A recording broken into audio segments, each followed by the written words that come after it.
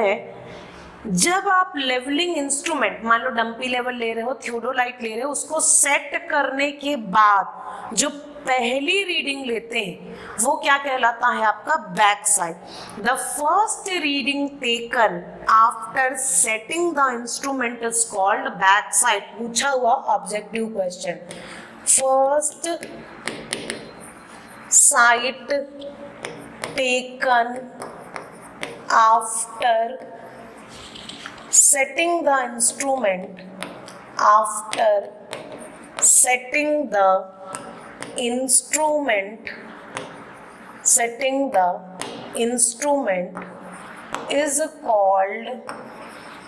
is called back side. अभी समझाऊंगी क्या है बैक साइड का नाम, क्या है प्लस साइड. अगला आता है आपका फोर साइड. फोर साइड को बोलते हैं माइनस साइड. ठीक, लास्ट रीडिंग, ये था फर्स्ट रीडिंग. ठीक, अगला आएगा last reading taken after setting the instrument is called four side. इसके बाद बीच के जितने रीडिंग आते हैं वो कहलाता है आपका इंटरमीडिएट साइड. इंटरमीडिएट साइड को लिखते हैं IS. ठीक, इसको लिखते हैं FS, इसको लिखते हैं BS. ठीक, तो intermediate size reading taken between back side और फोर्थ साइड, वो सब क्या कहलाएगा, intermediate side. Reading taken between back side and fore side is called intermediate side. ठीक, तो ये हो गया इंटरमीडिएट साइड. अब इसके बाद अगला टर्म आता है टर्निंग पॉइंट. टर्निंग पॉइंट या इसको चेंजिंग पॉइंट या चेंज पॉइंट. अब ये टर्निंग पॉइंट को TP होता है. अब देखो एक जगह आपने इंस्ट्रूमेंट लगाया, अब वो इंस्ट्रूमेंट से मैक्सिमम जितना दूरी तक आपको दिखाई दे रहा है आप उतना तो ले लेंगे, फिर इंस्ट्रूमेंट की पोजीशन को चेंज करेंगे. ठीक, तो इंस्ट्रूमेंट की पोजीशन को चेंज करना इज कॉल्ड टर्निंग पॉइंट. और टर्निंग पॉइंट पे दो रीडिंग मिलती है, एक मिलता है फोर्थ साइड और दूसरा मिलता है बैक साइड. ठीक, तो लिखते हैं. अब मैं पूरा समझाऊंगी इसको, ये कैसा दिखेगा. A point eight which instrument change its station या पोजीशन बोल सकते हैं. change its station और पोजीशन, इसको क्या बोलते हैं, चेंज पॉइंट या टर्निंग पॉइंट. और यहाँ पर आपको दो रीडिंग मिलती है कंपल्सरली. चेंज पॉइंट पे दो रीडिंग मिलती है, एक मिलता है आपको फोर्थ साइड और दूसरा मिलता है बैक साइड. ठीक, तो आपको ऑब्जेक्टिव क्वेश्चन किस पॉइंट पे दो रीडिंग मिलती है, तो आंसर आएगा फोर्थ साइड और बैक साइड.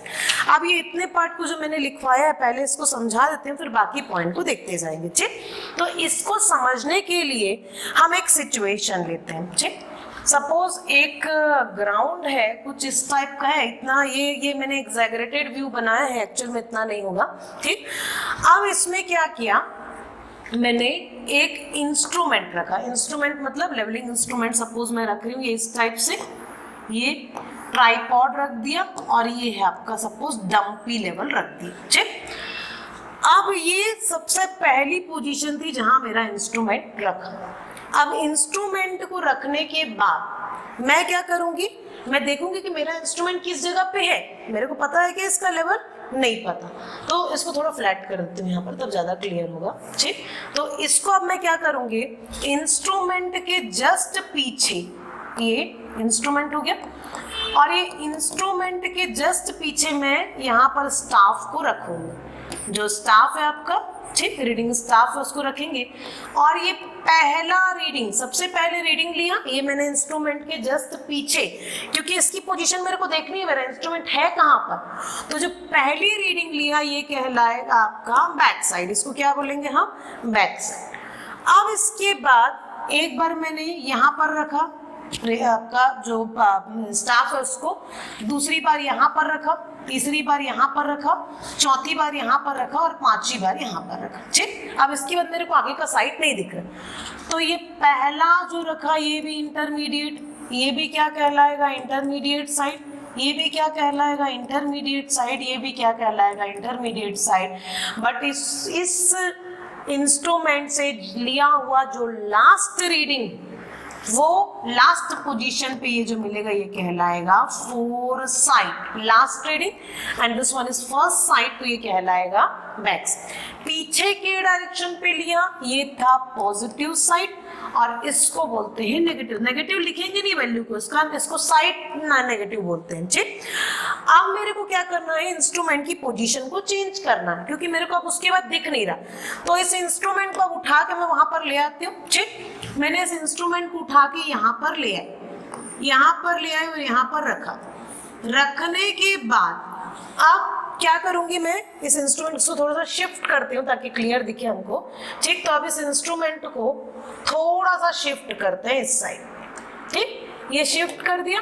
शिफ्ट करने के बाद अभी ये पूरा ग्राउंड आगे कुछ इस टाइप का ही है। ठीक, शिफ्ट करने के बाद आप इस इंस्ट्रूमेंट से फिर से बैक पे एक रीडिंग लेंगे, तो ये रीडिंग कहलाएगी बैक साइड। और याद रखेंगे जब भी आप इंस्ट्रूमेंट की पोजीशन चेंज करेंगे तो वो पहला पॉइंट था, ये टर्निंग पॉइंट हो गया 2, तो टर्निंग पॉइंट पे ये लगभग पास पे ही है, तो टर्निंग पॉइंट पे जो स्टाफ होता है वहां पर आपको कितनी रीडिंग मिलती है, तो एक तो पहले पोजीशन से मिला 4 साइड और एक दूसरे पोजीशन से मिला बैक साइड, तो यहाँ पर कितनी रीडिंग मिली, 4 साइड एंड बैक साइड। अब फिर आगे आप जाएंगे तो सपोज यहाँ पर रखा, यहाँ पर रखा, यहाँ पर रखा, और इसके बाद मेरे को नहीं दिख रहा है, तो ये आ गया इंटरमीडिएट साइड, ये भी आ गया इंटरमीडिएट साइड, बट ये लास्ट वाला क्या आ जाएगा, 4 साइड।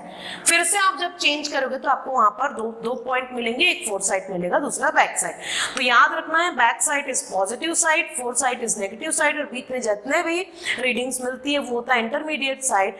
टर्निंग पॉइंट पे 2 रीडिंग मिलती है, बैक साइड और 4 साइड। तो ये हो गया आपका साइड्स के टाइप। ठीक, तो आप